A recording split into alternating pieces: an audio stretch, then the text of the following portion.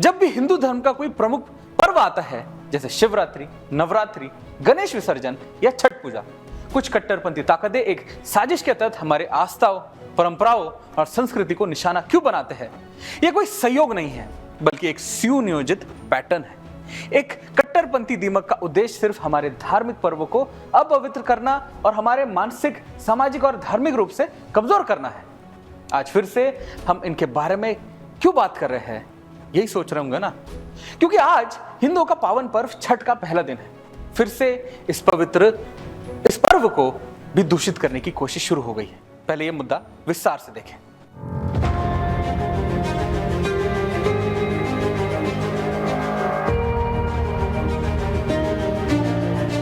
छठ पूजा हिंदू धर्म के महत्वपूर्ण त्योहारों में से एक है, जिसे मुख्य रूप से बिहार, उत्तर प्रदेश, पश्चिम बंगाल और झारखंड में श्रद्धा से मनाया जाता है। ये सूर्य देव की पूजा और छठी मैया की उपासना का पर्व है, जो विशेष रूप से संतान सुख, परिवार की समृद्धि और जीवन में सुख शांति के लिए मनाया जाता है। इस दौरान भक्त व्रत रखते हैं और कठिन तपस्या करते हुए सूर्य के उगने और अस्त होने के समय अर्घ्य अर्पित करते हैं।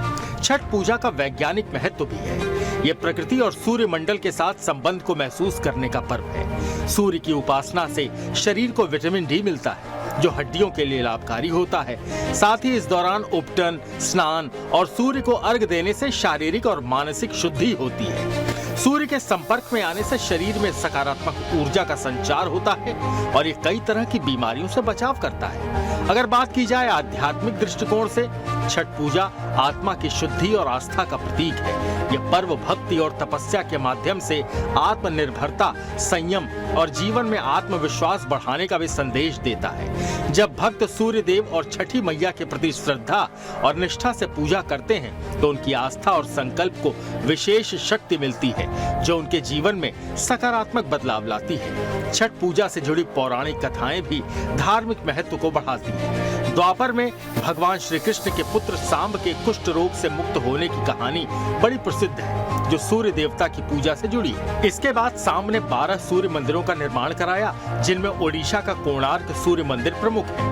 लेकिन पिछले कुछ समय से जब भी हिंदू धर्म से जुड़ा कोई बड़ा पर्व आता है, कुछ कट्टरपंथी इसकी पवित्रता को खत्म करने की कोशिश करते हैं। हाल ही में एक घटना ने इस बात को और स्पष्ट कर दिया।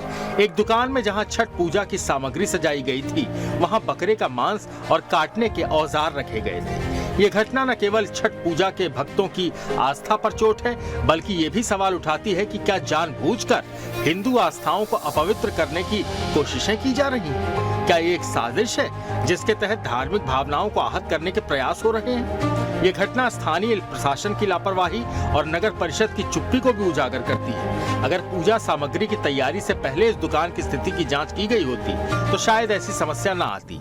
इस घटना को लेकर आम जनता में गहरी नाराजगी है। जब तक हम अपने धर्म, संस्कृति और आस्थाओं की रक्षा नहीं करेंगे, तब तक समाज में शांति और सामंजस्य कायम करना मुश्किल होगा।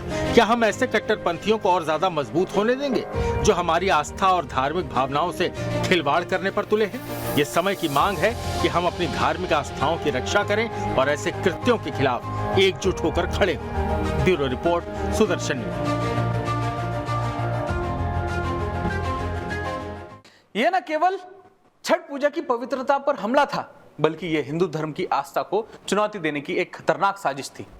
यह एक सुनियोजित हमला है ताकि हमारी आस्थाओं को तोड़ा जा सके। यह सिर्फ हमारे पर्व को ही नहीं, इसके बारे में बात नहीं कर रहे।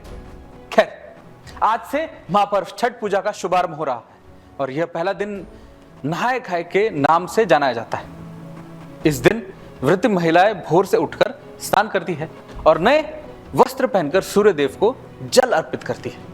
अब बात करते हैं खरना के दिन की, जो छठ पूजा का दूसरा दिन है। इस दिन व्रत महिलाएं पूरे दिन उपवास रखती है, फास्ट रखती है और रात में खीर प्रसाद ग्रहण करती है। इस दिन गुड़, चावल और दूध की खीर बनाई जाती है। खीर के बाद जो महिलाएं है वो 36 घंटों का निर्जल उपवास रखती है, यानी पानी भी नहीं ले सकती, जो अगले दिन तक चलता है। इस दिन जो महिलाएं है वो नमक का सेवन नहीं करना, उनको करना होता है, प्रोहिबिटेड होता है। इस दिन महिलाएं डूबते सूर्य को अर्घ्य देती है। इस प्रकार छठ पूजा के 4 दिन नहाए खाए, खरना, संध्या अर्घ और उषा अर्घ सभी अपने विशेष महिमा और आध्यात्मिक महत्व रखते हैं।